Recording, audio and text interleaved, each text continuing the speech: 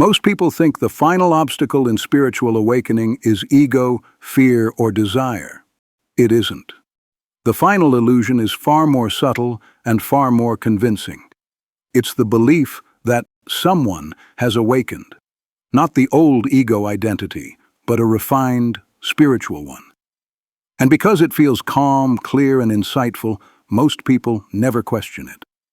Welcome to Mystic Reflections, a space where we explore awareness, consciousness, and the deeper truth of who you really are.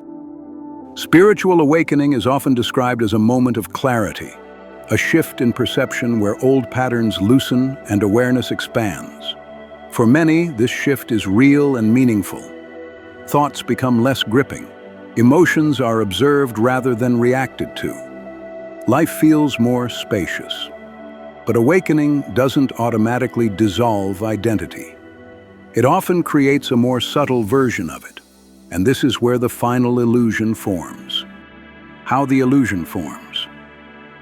As awareness deepens, a new sense of self can emerge. You no longer identify with every thought. You recognize ego patterns. You understand consciousness conceptually and experientially. At this stage, a quiet assumption often appears. I am awake. I am aware. I see what others don't. This isn't arrogance. It's a natural developmental phase. But it's still a position, an identity built around awareness itself. Why it's hard to detect? This illusion is difficult to see because it doesn't create suffering in obvious ways.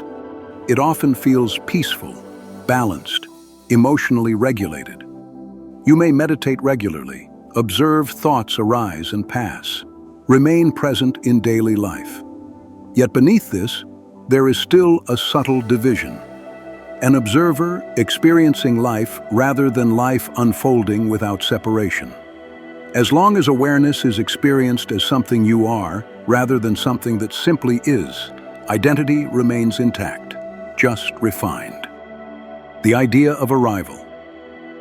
Another aspect of the illusion is the belief that awakening is a final state, a completed realization, a stable position you now occupy. But awareness doesn't settle into conclusions. The moment awakening becomes something you possess, it becomes something you're maintaining. And maintaining requires effort, even if that effort is subtle. This is why many people feel quietly stuck without knowing why. What actually falls away? Deeper clarity doesn't add new concepts. It removes the sense of ownership. At a certain point, something simple is noticed. The observer is also appearing in awareness. The sense of I am aware is not separate from thoughts, sensations, or emotions. It is another experience, not the source. When this is seen, there is no dramatic shift, just a reduction in distance. Life without the awakened identity. When the awakened identity loosens, life doesn't become extraordinary. It becomes direct. Thoughts still arise. Emotions still happen. Preferences remain. What changes is the absence of a center-claiming experience.